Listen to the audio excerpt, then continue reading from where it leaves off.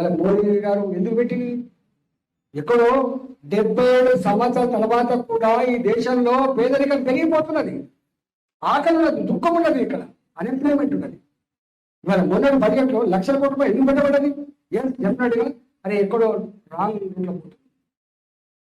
ఒక ఆయనకు 4 లక్షల కోట్లు ఉన్నాయి, 10 లక్షల కోట్లు ఉన్నాయని చెప్పి అవి చదువుకుంటే ఈ దేశానికి మంచిది కాదు. ఈ దేశానికి ఏది మంచిది?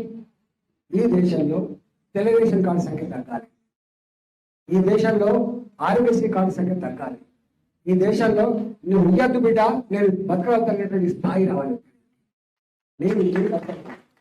వీళ్ళకి ఎక్కడ కూడా అడుక్కోని ఉండదు.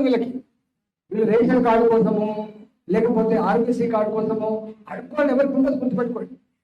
స్వతహాగా అడుక్కోవాలి ఎవరికి ఉండదు. కానీ దిక్కు లేక, అవకాశం లేక, బతుకుదెరువు లేక ఆ కుటుంబాన్ని పోషించుకునే క్రమంలో ఇవన్నీ అడుక్కుంటారు.